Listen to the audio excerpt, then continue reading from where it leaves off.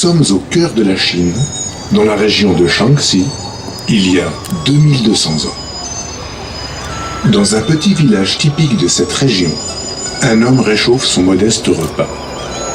Il est d'usage à cette époque d'utiliser le salpêtre pour saler les aliments.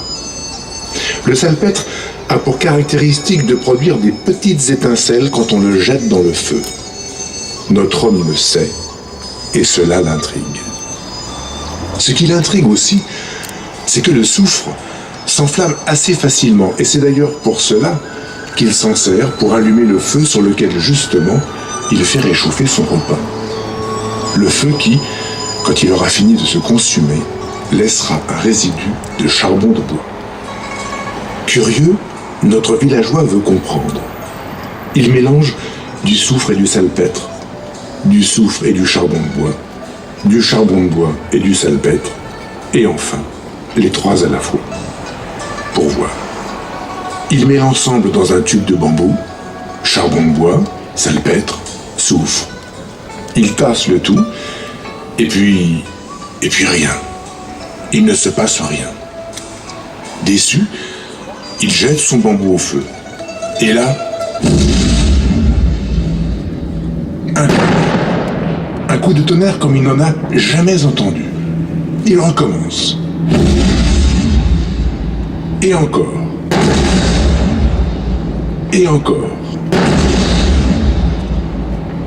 Mesdames et messieurs, le premier pétard vient d'être inventé. Et avec lui, la formule de la poudre noire. Cette poudre, sans laquelle ce soir, il n'y aurait pas de spectacle. Et comme vous l'avez constaté, cette poudre fait du bruit, beaucoup de bruit. Mais elle ne peut pas, à elle seule, prétendre à un véritable spectacle pyrotechnique. Eh bien, détrompez-vous. Il existe une ville, en Espagne, dont la spécialité est de faire des feux d'artifice de jour, uniquement à base de bruit. Cela s'appelle une mascleta. Démonstration.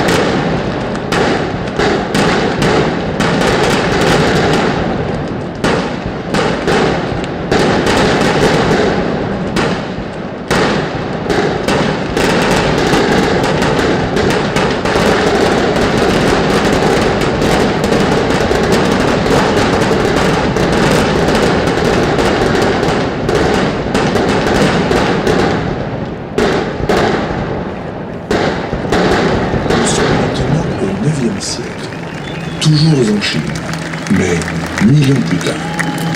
1000 ans. C'est le règne de la dynastie Tang.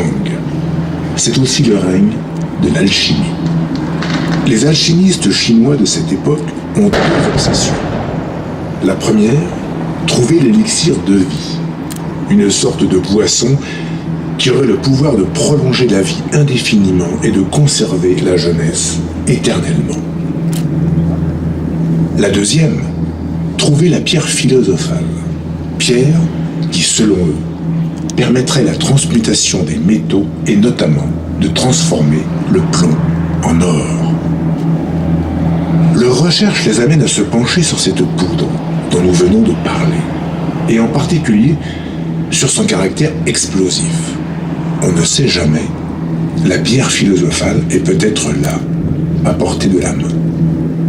Ils améliorent le mélange, le rendent encore plus explosif.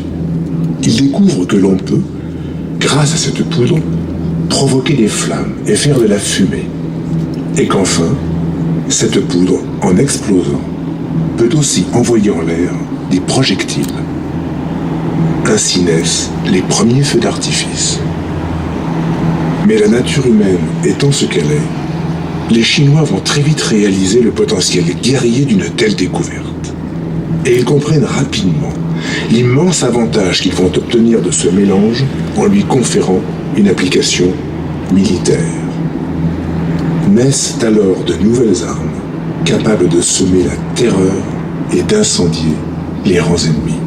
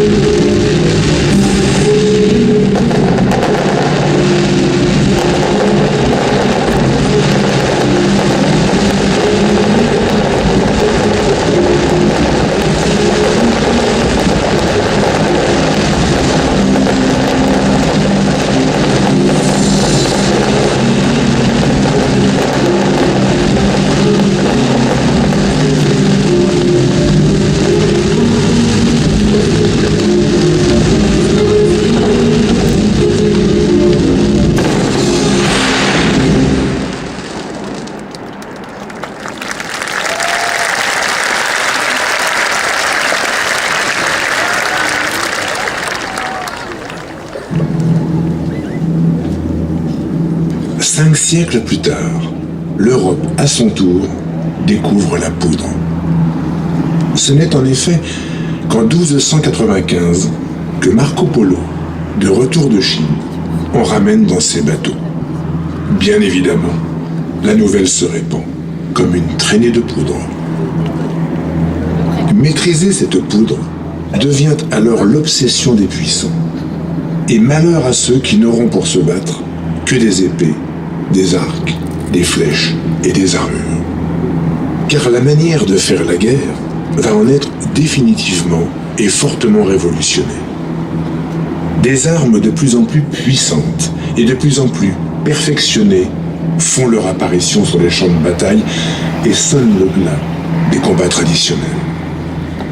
On fabrique des bombardes, des canons, des mousquets, des pots à feu pour brûler, détruire, faire voler en éclats et anéantir celui que l'on veut dominer.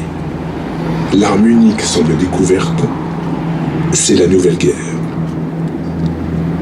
C'est ainsi qu'en 1324, lors du siège de Metz en Lorraine, apparaissent les premiers mortiers en cuivre et les canons à boulets.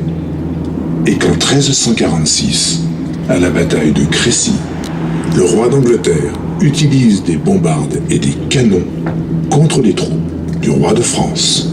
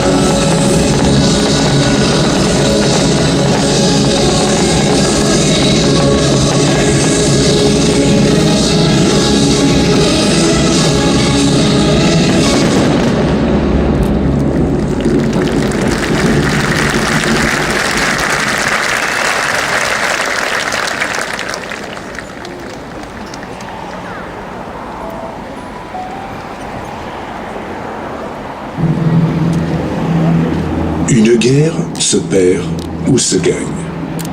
Et quand elle est gagnée, elle est pour le vainqueur source de joie. Il en est ainsi depuis toujours. L'habitude se prend alors de fêter les victoires par un feu d'artifice. Une coutume qui va progressivement s'installer dans la vie publique. Au début, les tirs ont lieu à proximité des champs de bataille pour fêter la victoire. Et puis, petit à petit, ils deviennent un moyen pour les rois d'exprimer leur puissance et leur grandeur. C'est ainsi qu'a lieu en 1606, au château de Fontainebleau, sur ordre du duc de Sully et devant 12 000 personnes, le premier vrai spectacle pyrotechnique dédié à la grandeur du roi Henri IV. Et que représente ce spectacle ? Comme par hasard, le siège d'une forteresse simulée par des feux d'artifice.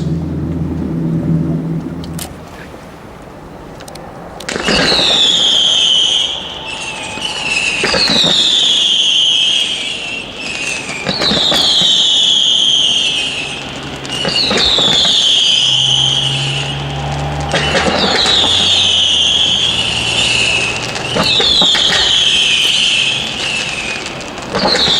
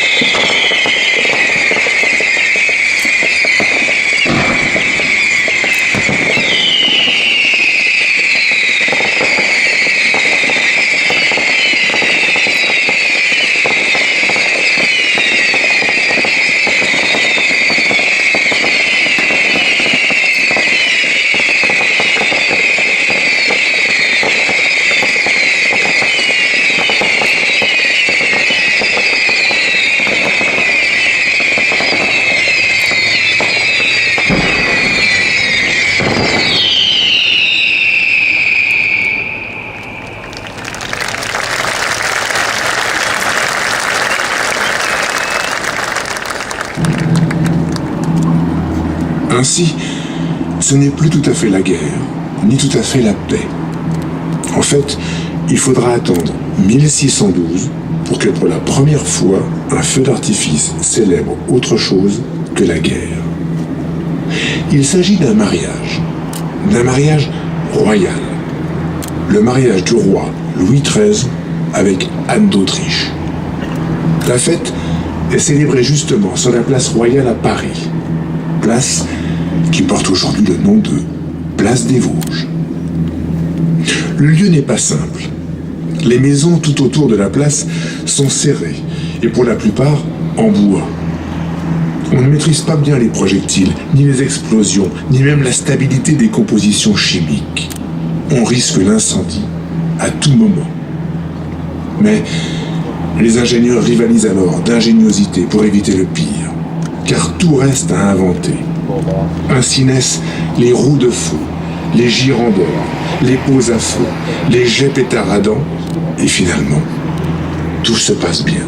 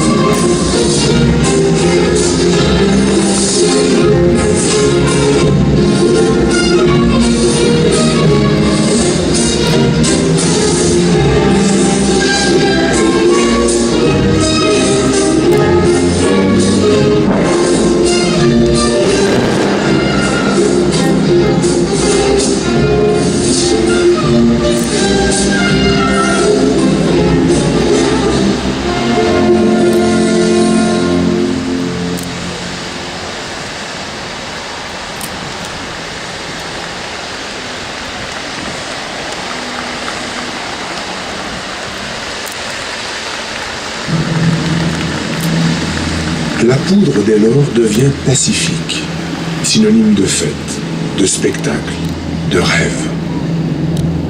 Les rois et les puissants vont s'en emparer et rivaliser de créativité et d'ingéniosité. C'est à qui offrira le plus grand, le plus puissant, le plus beau feu d'artifice. Sous Louis XIV, cela devient même politique. En effet, le 17 août 1661, une gigantesque fête est offerte au roi par Nicolas Fouquet, alors surintendant des finances du royaume. La scène se passe au château de Vaux-le-Vicomte. Imaginez, 80 tables, 30 buffets, 6000 assiettes et 400 plats en argent. La table du roi est garnie d'un service en or massif. Le repas est préparé par le célèbre Vatel. Des divertissements ont lieu dans les jardins. 1200 jets d'eau animent la fête, ainsi que des concerts de musique. Et un feu d'artifice exceptionnel termine le tout. Le spectacle est tel que, vexé, Louis XIV fait arrêter Fouquet 15 jours plus tard et l'emprisonne. Désormais, Louis XIV confiera à son frère, propriétaire du château de Saint-Cloud, où nous sommes, l'organisation des grandes fêtes du royaume. C'est donc ici, à Saint-Cloud, que débutèrent les fêtes qui, avec Versailles et plus tard l'Empire, contribueront à faire rayonner la France dans le monde entier.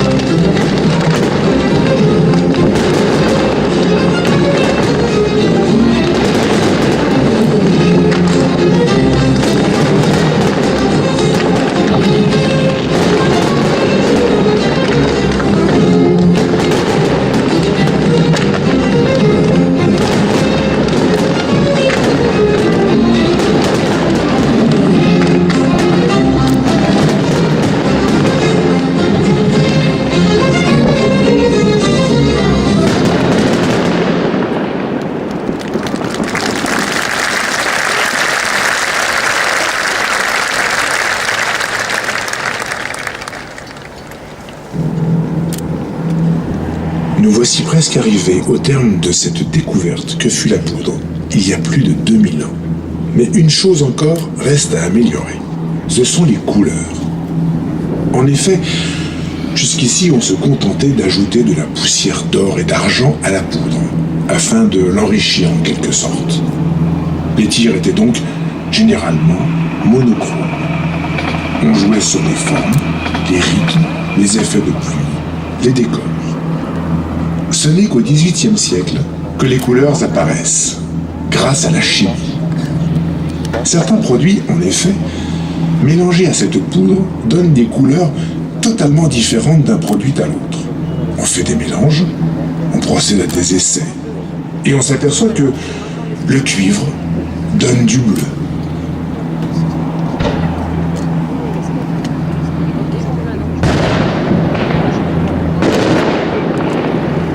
Que le barium donne du vert.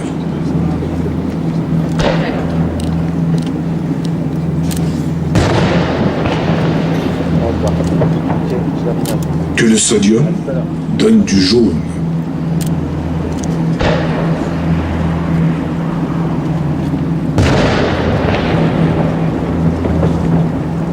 Que le strontium donne du rouge.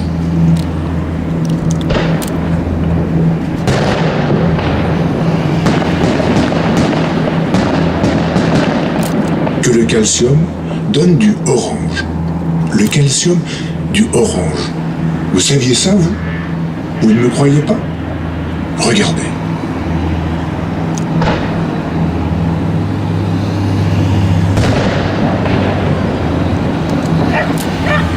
Etc., etc. Dès lors, la créativité n'a plus de limite. Et encore aujourd'hui, tous les ans, de nouveaux produits apparaissent. Voici donc, pour clore cette première partie, un petit bouquet coloré. Appelons-le le petit bouquet du grand feu.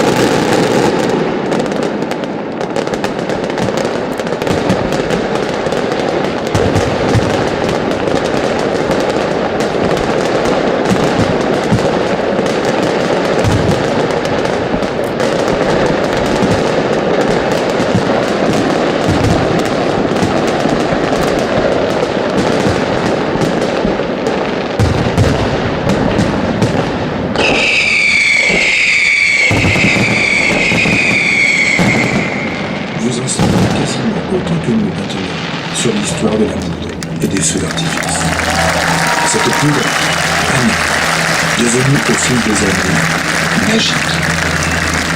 Place maintenant à l'utilisation que nous en avons faite pour vous ce soir. Mesdames et messieurs, voici votre grand feu.